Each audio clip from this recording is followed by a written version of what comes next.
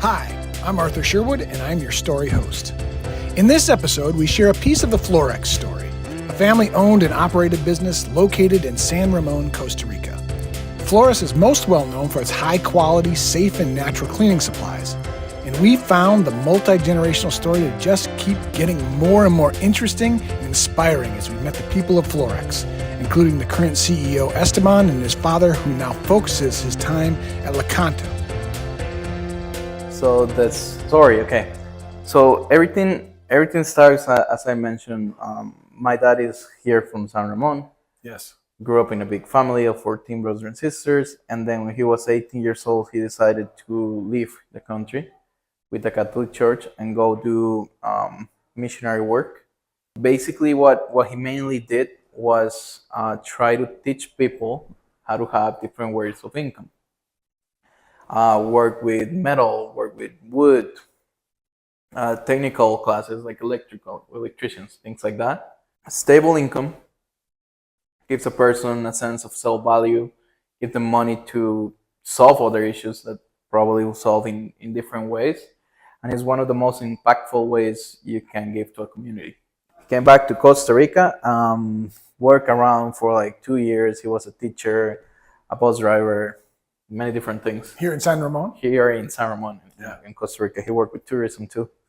So then he decided to start a company called Escosa. Escosa is a janitorial service company. He started with the idea in mind of giving employment, like stable, formal employment, to single mothers of low education.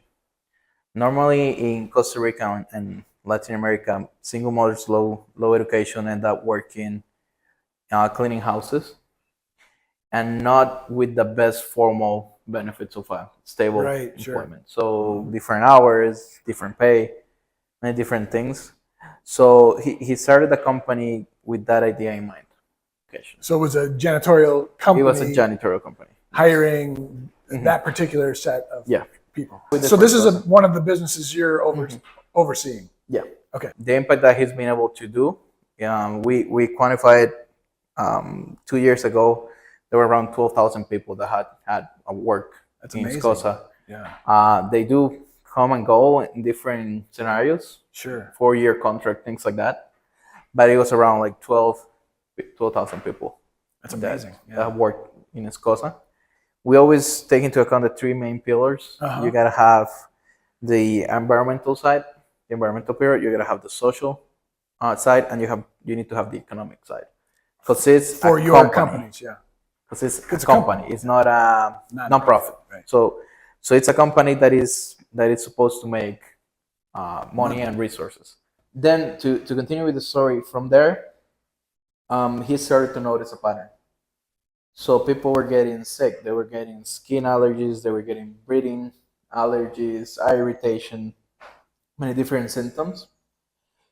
And then he started to look more into that and realized it was the chemicals. It was the cleaning chemicals that were doing that to people. I explain it's really different when you clean your house 1-2 hours a day than when you're doing this on your 9 to 5 every single day in an industrial setting. He looked, yes, you could find some, at that time, we're talking early 2000, 2005, 2006, you could find some people working with this in the US, you could find some people in Europe. But to bring those products here to Costa Rica was already the biggest challenge for the company. It was unfeasible to do that. So he decided to start manufacturing the cleaning products. Instead of trying to import them. So he started in our house. He started to make different type of products. That is how Fábrica Florex started. So the factory of all the Florex products, that's how it started over there. Basically manufacturing products for industrial use that will take care of the health of the people using them. So he started this at the house. Started this How did you experience that as a kid? I was running around. Minor here, that is the leader of our research and development department. He always tells me that I was the main problem running around. He'll be working with products, and then he'll have to have a kid running around over there. But it's also really, really nice because he's seen the whole history as well. Yes. so they remember all that part. It's a big part of what Florex and the history of Florex. So it started there. Then my mom shows up. Basically, my mom, she is an environmental lawyer.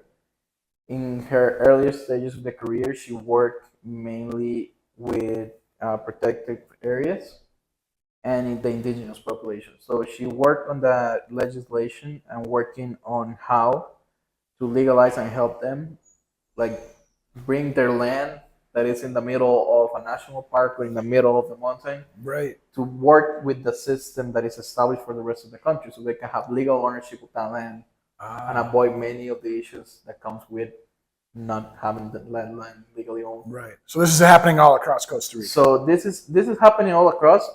We're talking again early 2000s. Yes. She took Fabrica Florex, and then her idea of expanding it to many products more than just selling to the janitorial company. So that's what created Fabrica Florex that it is today. Today we have around 130 different products, 300 different presentations of those products, and we, as a factory, she added, and to the product she added all the environmental side. I see. But Florex works on both sides of cleaning. We work on the industrial side of cleaning, that you can think on big hotels, restaurants, hospitals, the biomedical industry, the food industry, big office complexes, and things like that. So what we do in Florex is every product that Florex has needs to meet the biodegradable criteria. So nowadays, everything is biodegradable and everything is green. So how do you differentiate from that, right? So you get a plastic bottle that's biodegradable. It just takes many Long time. but it's biodegradable. It's going to degrade in the environment. So that criteria that we use is 60% of our product needs to disappear within 28 days.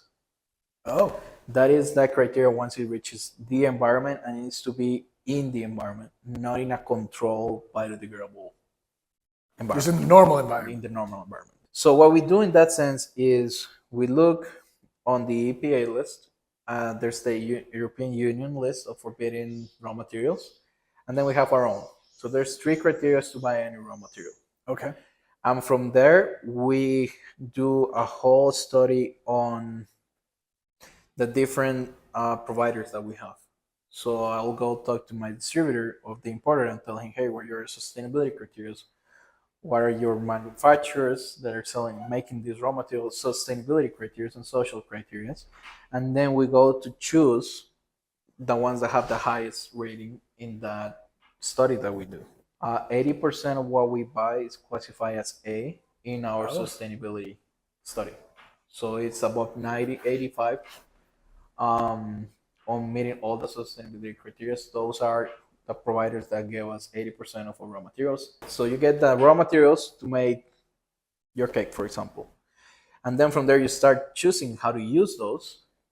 And in chemistry, we have 2 main things: concentration, and then the repercussions of that chemical at any concentration, right? So the way that I can explain it is, if you have a fishbowl and you put a disinfectant, it's going to kill the fish. But what happens is that disinfectant reaches a river or a lake, which has a lot more water, and it disperses a lot more, and concentration is a lot less. And here in the factory, there's nowhere in the world that has more concentration of Florex products than the factory. So you're going to see how we handle it here. And then you're going to see how we handle in clients is because of that. We need to go and study the client and see what they're doing. And then the other part is, if we have a chemical that is going to impact the environment in a way that doesn't matter the concentration, is going to cut down harm, we take it out of the formula. It just cannot be added to the product. This creates more expensive products, yeah. This creates a lot more work, yep. But it's one of the things that we need to consider from when we start to make those products. Totally makes sense. I explained what we do with the formulation of the product, what we do with the manufacturing of the product. Yes. Now the product leaves, gets sold outside, and then we gotta think farther ahead. What are we doing with the containers that my product has? Right.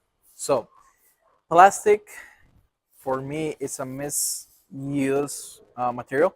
So plastic is treated really well, can be helpful. So what we came up with is we using recycled plastic. We started, and recycled plastic has a lot of different complications. So what we're doing is we're trying to put the same bottles that we put out. They get brought back here, and then we shred it. We clean that plastic ourselves Okay. here in two different containers. From there, we dry it over there in those greenhouses. That is something we learned from coffee. A lot of people do it with gas, Right. but it's no need to use gas. Got the greenhouses. Yeah. With the greenhouse, it's the same way you dry coffee. So you put them over there, and then that gets sent to our plastic container provider, and they recycle and put it into our own containers. So the plastic is used the full circle. So this is our treatment plant. Our treatment plant is based on mainly two different things. We're standing on top of a tank, 20,000 liter tank, and then you get this problem, right? How do I know what to treat for, right? If the factory has a big day of making laundry detergent, and then the next day is disinfectant, then it's really gonna change what I have in that mixture. So what we do is we separate it in that tank. So we take like 3,000 liters, we put it in that tank, we test for what it has, and then we deal with that. Okay. And then we do that several different times a day. In that tank, what you do is think about big particles. The big particles get stuck together and then get separated from the water. Then you get small particles. So you got that part, and then that part comes into here. I'll show you how it looks like in a second. And then the other part is an oxidation process. Okay. So we oxidize everything that is in the water. It's a continuous cycle before the water gets sent to a little lagoon that we have over there, and is used for watering or washing cars or for cleaning everything.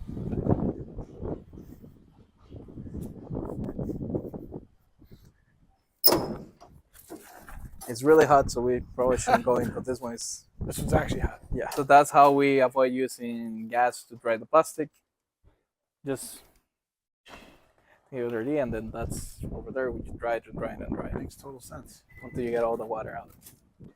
Describe your output in terms of quantity of product. Is it like In what sense? bottles or like how many? So I see these jugs, this kind of standard jug that you have. Like how many of those are you producing and sending out per day? It changes. It changes a lot. Okay. It depends on. We work a lot with the tourism industry, so this month it gets a high up demand. Sure. Then it goes down. Biomed industry stays pretty much the same, so it will change. I see. It'll change a lot. So who does all the work to assess what's happening in the field, like for the whole circular sort of concept? I mean, who's assessing what's happening in the homes or in the hotels or in the? You're gonna take into account everybody. So you're gonna see, for example, how we treat plastic here. That is a consequence of my sell. I don't sell plastic, but I have to use it. Right. And you're gonna see how we use it, and then everybody takes that into account, from the sales managers to the factory workers, to everybody knows, and everybody should know, and then everybody gives a little bit of their input. We do have the sustainability department that works on the sustainability certifications, keeping track of everything, but it's engraved in everybody. So it's part of the culture. It's part of the culture, and it's part of the strategy. Got it. One of the things that we do regularly, and it's part of certifications, culture, and everything, is to know what sustainability is. And to know what sustainability is for me is really different than what it is for a finance person or for a marketing person. Many perspectives on it. You get many perspectives, and that helps you be better as a company.